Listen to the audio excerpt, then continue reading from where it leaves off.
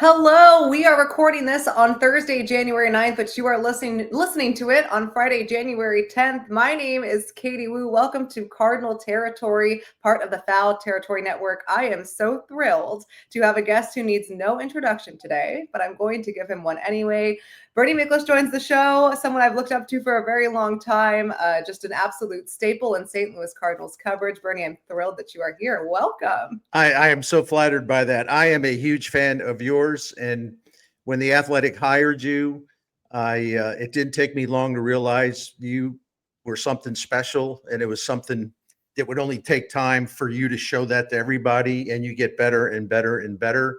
And I am thrilled that you asked me to be on today. So thank you very much. Well, thank you. That's very kind of you. And it says something every time I walk into the Busch Stadium press box. Your stories are the ones that are printed and framed all throughout, and for good reason. So obviously, I think when you just think about the St. Louis baseball writers, the history of that, just a long line of exceptional journalism for me to try to live up to. So Well, thanks for setting the standard so high. you're doing great. You're doing great, and the best is yet to come. Well, thanks. I hope so. Can we say that about the St. Louis Cardinals, though? Probably not. Let's jump right into it, right? Oh, All I right. forgot to do our intro. Welcome to Cardinal Territory. Every day or every time we record, I forget to do something along the banners. But here we go. It's up. Let's go right into it. Today was MLB's arbitration deadline, and Cardinals, they went 3 for 6. That's a great batting average for your day. It's not so good when you're talking about 2025 contracts. So a quick recap for those of you who missed it. The Cardinals agreed to 2025 contracts with Ryan Helsley, Jojo Romero, and John King. They did not with Lars Nootbaar, Brendan Donovan, and Andre Palante. For a team that is so focused on the youth movement of 2025, it was a little surprising for me to see these three names not able to settle on contract terms for 2025. Bernie, what are you thinking? Well, I'm with you. And this is kind of a Cardinal thing. I mean, I can't say I'm surprised just from an overview. But with these three guys in particular, I've never understood why they want to go to the mat as often as they do in arbitration hearings. I know the Cardinals are going to do their Cardinals thing, but you would think that in an offseason where nothing's basically happened, I mean, nothing has happened, and they're on hold because of Nolan Arenado, and everything's like on freeze, and the fans are disappointed or anxious or angry, whatever you want to call it. It just seems weird to me that you would take this particular time and in effect like start a fight with three of your players. It's not really a fight, but you know what I mean. You were around. I mean, that arbitration hearing and all the drama that went with that really impacted Tyler O'Neill. I mean, it really, really did. And I don't know what kind of money we're talking about, the difference between what the Cardinals are offering and what the players want. It just always seems to me that, why not have a happy team and a fully motivated team and send a signal to your fans that you're not going to quibble over relatively small amounts of money. Yeah, I completely agree. And you'd think that would be a somewhat easy concept, but it wasn't. It did not shake out that way. Now, I do want to say that the Cardinals, like you said, are kind of in a holding pattern with Nolan Arenado. I think they planned to have been rid of that $74 million salary by now, which would have made the arbitration process and the whole offseason a lot easier. However, it's been the theme of the offseason, and I'm sure we'll get into it. They haven't traded him. They're unsure if they're going to be able to. Mo still has to cut payroll. The Cardinals also knew that Ryan Helsley was due for a major raise in arbitration, and he got it. He settled for $8.2 million, a raise of almost $4.5 million from last year. Very well deserved. He was one of the best, if not the best, relievers in baseball last year, led MLB with 49 saves. And the Cardinals did not want to take him to a hearing like Tyler O'Neill that you mentioned. Ryan Helsley did not love the arbitration hearing process 2 years ago and was very candid on how it negatively impacted him as well. That meant a little bit more difficulty because, again, Mo does still have to trim some payroll and he has to get creative in how to do it. So your first year in arbitration, commonly referred to as a player's platform year, is often considered the most important. And when you think about why, it makes sense. These are the years, the first time that players can really see a substantial raise. Unless you are a Super 2 player, Andre Palante is in this case, you don't get arbitration until 3 years of major league service time where you're often making the major league minimum. Now, when you get to arbitration and you have that first year to start bargaining for yourself, really, uh, if you settle for something that's low, that's going to impact your raise in year 2 and in year 3.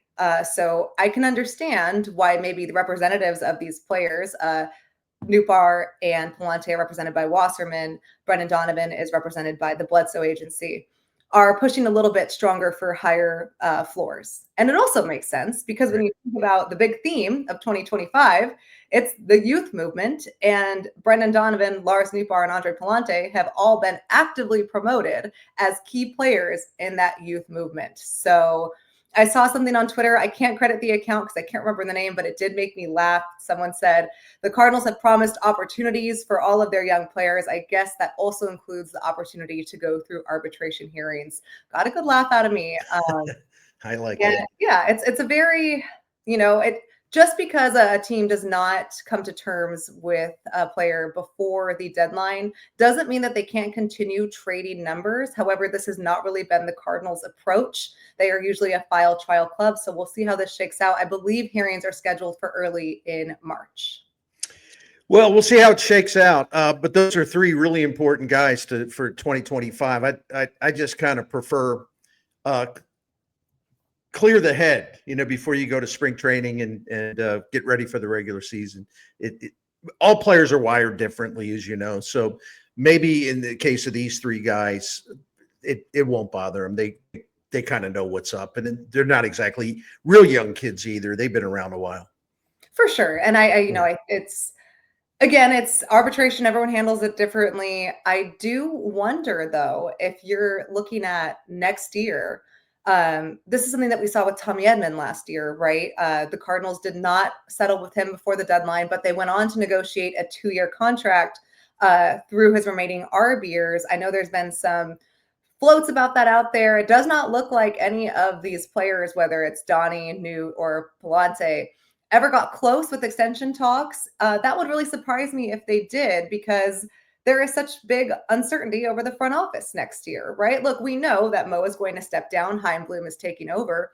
We don't know what players Chaim wants to build around. We don't know what his plans for 2026 and beyond are. So while, yes, there is a chance that the Cardinals could leave the door open and negotiate multi-year deals, I personally don't see that very likely, because I think the front office turnover just leaves too much out there. There's nothing definitive out there to plan past 2025. That's the whole reason they're doing this, right? They don't know what they have. They want to figure it out so they can plan for 2026. Well, I, for one, am in the camp of, if you think a player is going to be a part of your long-term future, why not lock them down? I don't see that happening right now, just because we don't really know with this front office change. And it is certainly a compelling situation, because I like the idea of Chaim Bloom starting fresh and with a clean slate, and there's no leftover business that maybe John Mozeliak had wanted to do, whether it was a couple years ago or now, that would somehow make it more difficult for Chaim Bloom to sort of get off to the kind of start that he wants to. I got to assume, and you know better than I do, obviously, I got to assume that they're in regular contact and, are probably generally on the same page. But that's one of the most fascinating things to me about the Cardinals, and I am looking ahead a little bit. It's Mozeliak's final year, and he's got a tough job in that regard because of all the things that they're trying to do for 2025, and so many fans are disillusioned or whatever. But on top of that, it's like I don't know exactly what to expect from Chaim Bloom. I mean, we know a lot from his background, especially with Tampa Bay. Rob Cerfolio too, his background with the Cleveland Guardians. And we know that they're both really, really highly educated in drafting and player development, and having all the cutting edge technology and facilities and tools that young players need to succeed. So I think Chaim Bloom and Rob Cerfolio and some of the recruits that are bringing in are really going to make, and there's no, I'm not trying to be disrespectful, but it'll really get the Cardinals up to speed. It'll modernize them. It'll give them more forward-thinking approach to things. They'll be more efficient with payroll.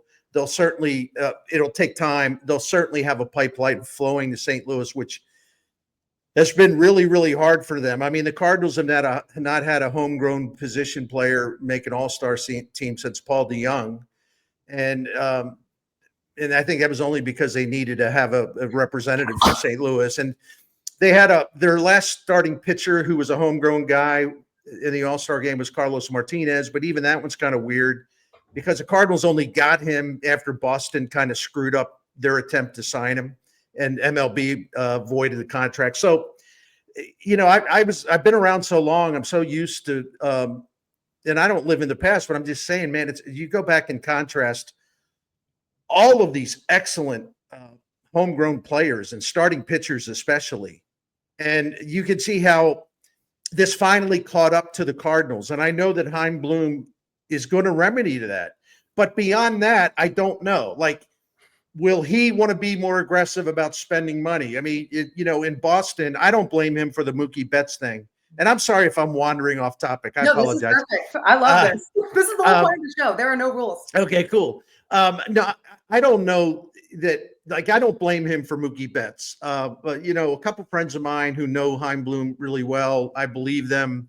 He was pretty much forced into trading Betts. You could make the case maybe he should have got more for Betts. I would argue that ownership told him, once they told him to trade Betts and that word got out, Chaim Bloom's leverage was really compromised. So I really don't hold that against him too much. However, his one big move in terms of spending money was to give a lot of money to Trevor Story, and that hasn't worked out.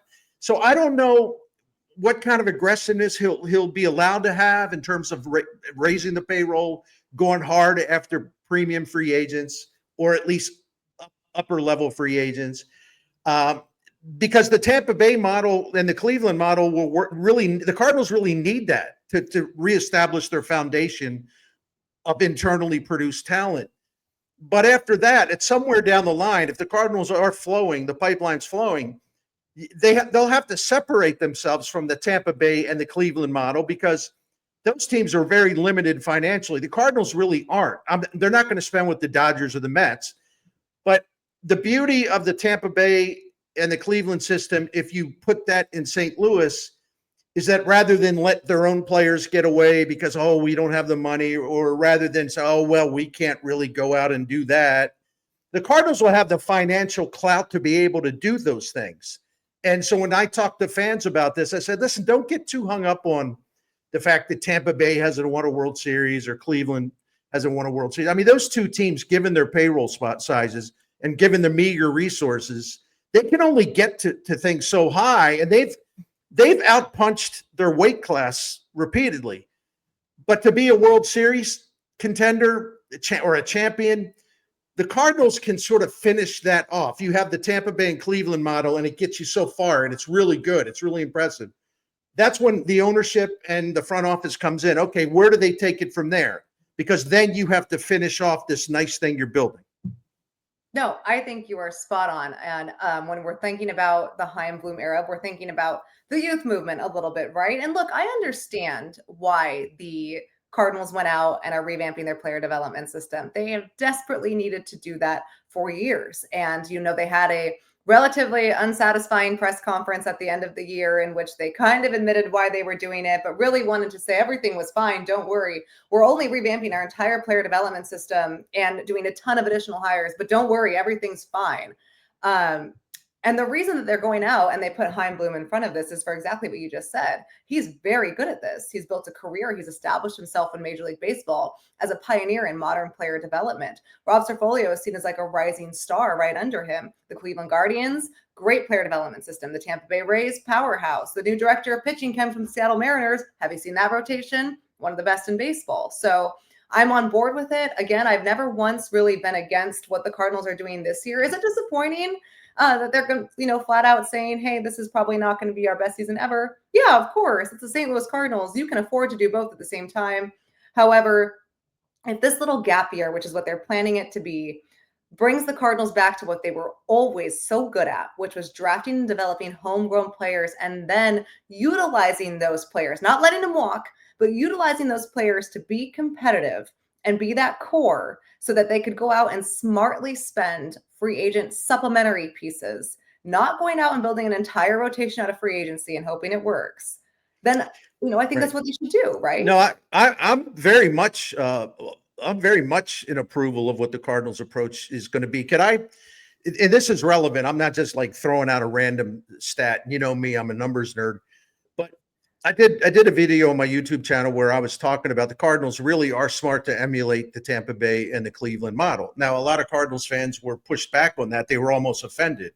It's like, well, when do they won a World Series? Cardinals won 11 World Series. Well, listen, I think we're sort of past this time where like Bill DeWitt, the chairman of the team, can like stand up at a press conference and say, to the fans who are disappointed and just say, well, I know everyone's mad, but we won 3 World Series in the 1940s. I mean, there comes a time where you can't just, hide behind your trophies, right? Correct. And here's the stat. So I had to set that up.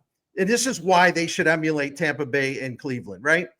The last 10 years, the Cardinals have outspent the Tampa Bay Rays by $350 million, and they've outspent Cleveland by $145 million, right? Pretty large sums of money in terms of a spending advantage. And over the 10 years, the Rays and the Guardians have won more regular season games in St. Louis. They've won more postseason games in St. Louis. They have a lower ERA than St. Louis. They've scored more runs than St. Louis. And unlike St. Louis, they've each been in a World Series over that time. So I'm thinking, well, why would anyone, and I really mean this, and I don't want to get like salty, sorry, but why would any Cardinals fan be opposed to having a smart player development operation that gives them a tactical advantage when they're trying to, sort of win the IQ battle with an organization like Milwaukee? Like when you are spending that much more money than Cleveland and Tampa Bay, but you're not winning as much as they are over 10 years. I mean, hello, I think that's a wake-up call. I don't know why there are Cardinals fans, and I don't know how many, I just happen to hear from them, who are resistant to this. Like looking down on Tampa Bay and Cleveland. I mean, to me, that's a little cuckoo, quite frankly. Pretty bringing the heat with those numbers, that spending.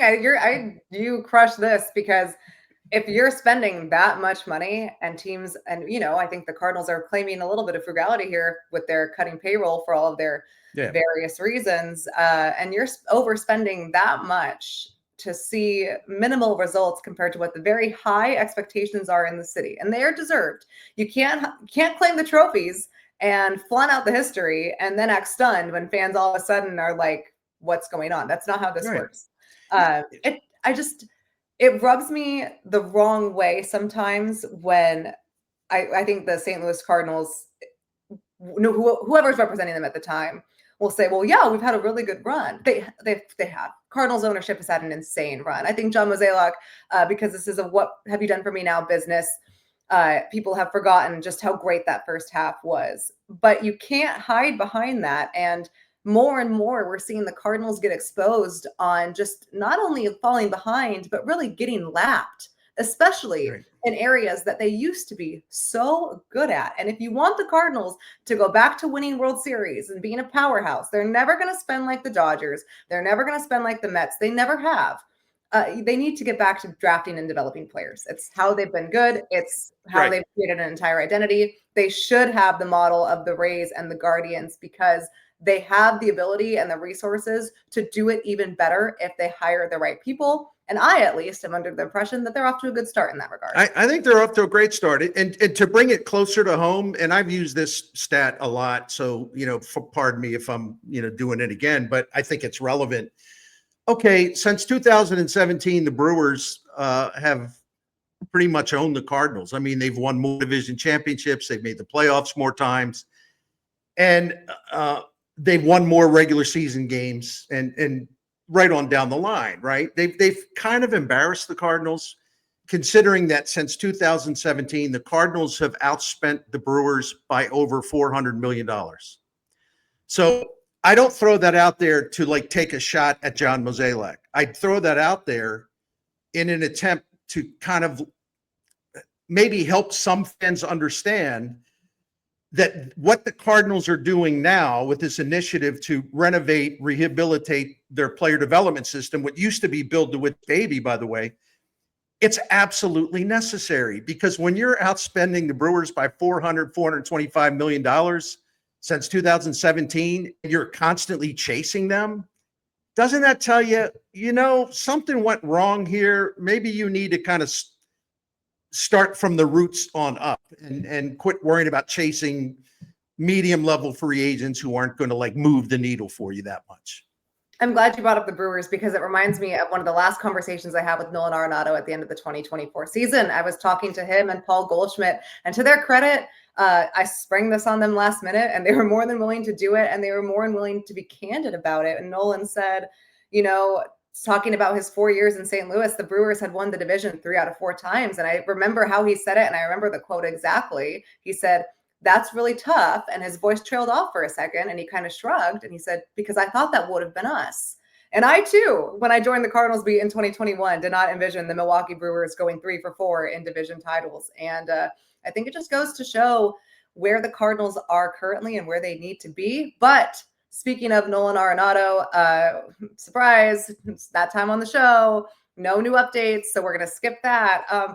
I was thinking, as we get closer and closer to pitchers and catchers reporting, there's a growing likelihood, at least for now, that Nolan remains with the club. How will that impact this youth movement that has been so pivotal for the Cardinals? I mean, they've been so adamant that this is what they're going to do. They're going to create new opportunities for the players. And something, again, I agree with. How does that work with Nolan Arenado playing third base? Because he's not coming here and not playing third base every day. That's just not how this works.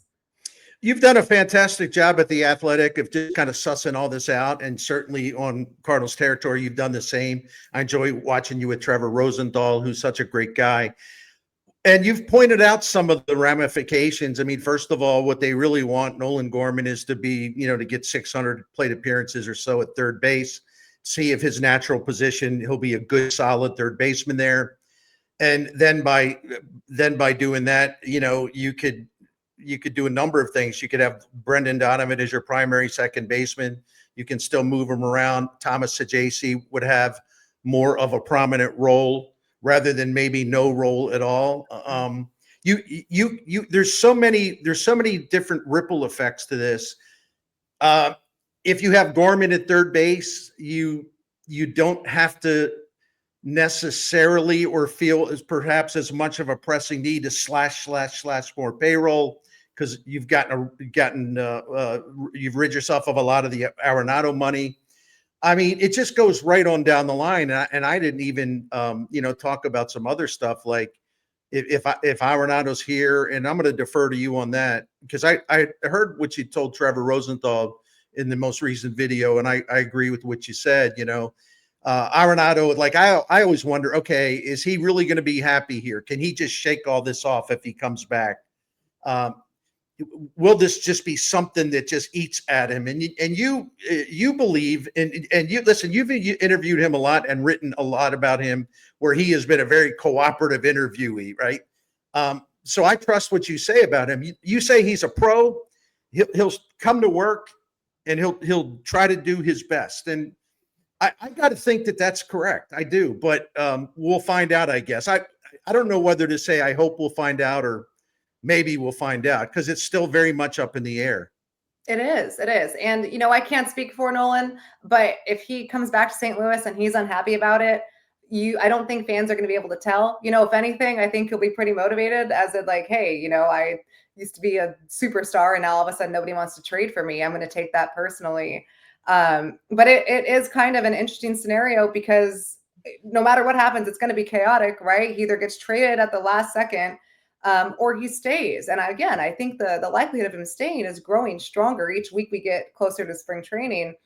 If he stays, there's no room for Nolan Gorman at third base, at least, because again, Arenado is going to play there every day. Donovan can go back to being the super utility. We know that about him. But I think it would be nice for a player to have a home for once. And, if he's going and bouncing back between the infield and the outfield, that's log jamming the outfield. We know that they want to see a Newbar out there every day. They have to see Jordan Walker out there every day. They have to get Jordan Walker right. What's that going to mean for the center field spot with Michael Ciani, Victor Scott II? What's that going to mean for Alec Burleson? We don't know. He's already relatively blocked with Contreras at first base. So I think what I'm watching as we get closer to spring is if the Cardinals can pull off this youth movement that they have tried so hard to sell the fans on. And I think it would be very messy if the Cardinals are all of a sudden rolling out a very similar roster to last year, because right now I'm looking at it, the 26-man roster minus a couple of key pitchers looks exactly the same. You're so right. And I've been a little bit of a skeptic about the youth movement because I want to believe in it. And I think that they're going to try that. But I don't know that they're going to go all the way with it. And I would kind of like to see them go all the way with it. They're kind of hedging a little bit. And I know they also have to sort of strike a tone where they don't want the fans to think they're throwing away the season. But for where I sit, and I think you and I agree on this, they're not throwing away a season because this must be done right now as far to find out everything you need to learn about guys that could be a big part of your future or not. So the Cardinals actually started playing a lot of young players last season, so this is almost kind of like year 2 of this, but it's just that they've declared it as such, which they didn't do last year. So I just don't know. I believe that, you go all in with this movement, and I'm a little cold-hearted, I guess, but if you have assets and they're entering their walk year, trade them. If there's good offers for them, move them. I kind of think that's something Chaim Bloom might be inclined to do, but that's not fair because I don't know for sure. But let me throw the question at you. Do you think they're going far enough with the youth movement? Will they go far enough? And I know if Arenado comes back, well, it changes a lot of the plans, but I just wonder about how far we're going to go with the plans, even with him gone. Educate me on that? I really would like to hear your opinion. So when they first did their ill-fated end-of-year press conference, I was kind of on board because I, for one, did not envision Sonny Gray staying, and I did not envision Wilson Contreras accepting the move to first base. So I thought there would be much better openings, right? Without Contreras, you could probably slide some people in different positions. Without Sonny Gray, more opportunity for some of the young pitchers. I did assume, maybe incorrectly, that Nolan Arenado would be traded and Ryan Helsley as well. Does not look likely for either again. So knowing that they have some stipulations, right? Miles Miklasz, you can't trade him. He has a no trade. I don't know if they're going to be able to trade Steven Matz. I don't know what his value is. There are some contracts that they've locked themselves into. So I'm going to eliminate that part because there's not really much they can do about it. Right. I'm not sure. And I think this goes to, and I'm not saying whether this is not, a right or wrong decision. You think John Mozeliak wants to lose in general, but in his last year, after what he's done for this organization, for this city, for Major League Baseball? Look, I know that he's not immune from criticism, but he's had a heck of a tenure atop of the St. Louis Cardinals. Do you think he's happy about this? Of course not. No. He wants to win still. I don't blame him. It's the St. Louis Cardinals. You should be trying to win every single year. At the same time, if you're trying to find a youth movement, I don't really know how going half in, half out helps. I think from fans, they just want to see the organization commit to a direction. And I thought in October, they were committing to it. Some things happen out of their control. I don't think you can fault the organization for players electing to use their right that they've earned, the no trade clauses, right? Like, they've earned that right. You can't hold it against an organization or a player. But that's why I think Arenado staying, if he does end up doing so, makes this so much more interesting because now all of a sudden they don't really have a clear path anywhere with the exception of Mason Wynn, who you already knew, and your catchers who, are still going to be splitting time with Ivan Herrera and Pedro Pajes. So no, I don't think they've done enough for the youth movement. And I think that's been hampered by the organization and Mo's desire to win. Because again, it's the St. Louis Cardinals. You should be trying to win. Every now and then, though, reality hits home, and you just have to kind of absorb the blows and take it on the chin and all that cliched stuff.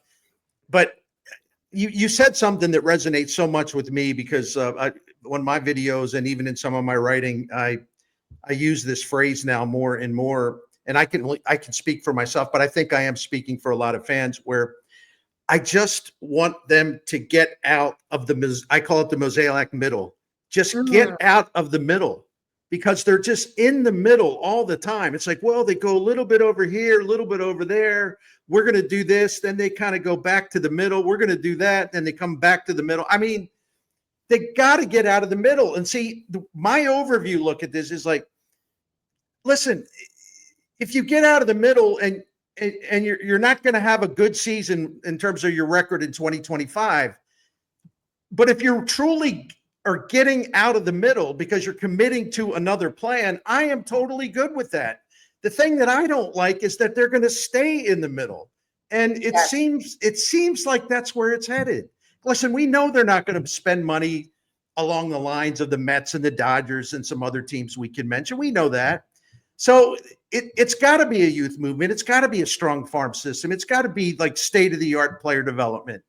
And that stuff takes time and it takes money, but it's like, man, you got to get out of the center lane. You know, which way are you going to go here? Exactly. And that's, I think, is the biggest frustration for fans. And that's why you've seen the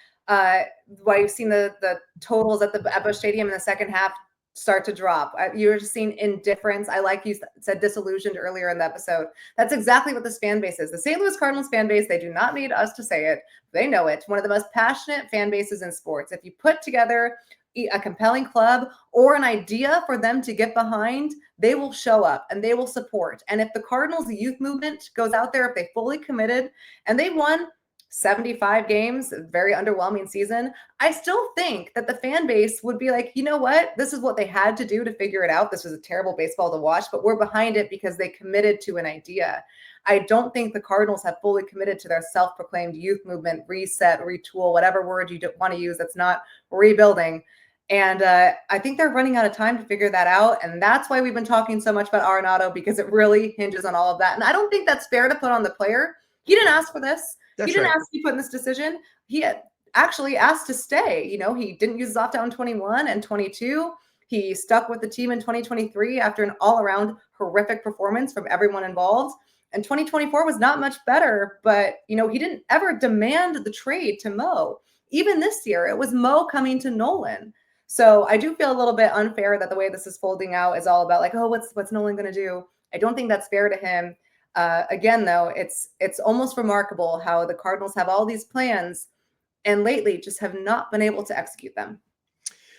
No, that's right. And by the way, I totally supported Nolan Arenado's decision to veto the Houston trade. I mean, that's why he has it in his contract. That's why the Cardinals said, yeah, that's in your contract, but we want you. So we'll honor that, of course. They have any choice. But the thing about it, and this is not a criticism of him or his agent, it really isn't, because it's really hard to read these markets, and they're probably, the agent's probably told some things that gives him an idea that maybe this team's really interested. The only thing about Houston, scratching them off the list, they pivoted very quickly to Christian Walker, and that took one team that we know for sure wanted Nolan Arenado. And so I don't know how many other teams, and I know everybody plays a little bit of possum. I don't know how many other teams, I don't know what his market is. How many teams actually have a yearning to trade for him? Oh, they would do it if the Cardinals are willing to just eat a huge slice of his contract. And they would do it if they, well, we're not going to give you anything, Mo. You know, if it's all on their terms, they'll do it. They'll take the gamble on his offense there. But from what your reporting has been, it doesn't sound like the Cardinals are inclined to take on a huge chunk of that contract. And they still do hope to get, I don't know what kind of return, but maybe a prospect or two that may not be a claim now, but could be a lottery ticket, so to speak. Maybe someone that Chaim Bloom and Rob Cerfolio are aware of, you know. If that player development system turns out the way that's right. It does. It's fascinating. Bernie, I can't believe how fast the time went. Time does fly when you're having fun. This was great. Thank you so much for joining. I know that you've been a very popular ask from the show. So here at Cardinal Territory, we try to give the people what they want, obviously. You can follow us on Twitter. You can like and subscribe to Card Territory on YouTube, on Spotify, Apple, and don't forget to give Bernie's show a follow, but you will already all are following. How could you not? He's available on YouTube. He's a must listen to on KMOX at noon sometimes. And just all around, if you've been following Cardinals baseball, Bernie doesn't need me to speak for him. He's just fantastic. So thank you again for joining. This has been great. I can't wait to hopefully continue to do this more. It was my pleasure. And I'm going to say what we were talking about before we started. I said, listen, what I do every day of the week, weekdays, I sit in my home office and I turn it into a content farm. I never leave my house. I'm basically trapped in here, right? I'm just kidding. But I do spend all day in my office. My point being is, if you're always planning something and plans tend to fall through, I'm your emergency help if you need someone at the last minute. Because I'm all right. So, I'm if your closer Trevor Rosenthal can't make it, you have to go down to like maybe the weaker part of the bullpen, but at least I'll take the ball. So yeah, he's down. He's pitched 5 of 7. He's not available today, so we got to call him the big guns. We got to call him Bernie. I love him. It's really a pleasure to be on there with you. What a great conversation. I'm fired up. That was wonderful. Thank you. Me too. I'm ready to go. If arbitration didn't fire me up, what a world we are, where arbitration deadline is like big news for the month. I can't wait to see how the rest of this January goes. Winter warm up next weekend. Yay. And baseball writers dinner. Yes, the St. Louis Baseball Writers Dinner is coming up. You've heard me talk about it. You're going to hear me talk about it again. Limited tickets still available, both for the dinner and our VIP event. Come join the 1985 team getting recognized for their 40th anniversary of the NL Championship pennant. So many other guys, Brendan Donovan, Ryan Helsley, Mason Wynn, goes down the list. It should be a wonderful time. And of course, our headliner, Ozzie Smith, getting our Lifetime Achievement Award. Should be great. For Bernie, I'm Katie. This was Cardinal Territory. We will see you next week. Thanks for watching and listening.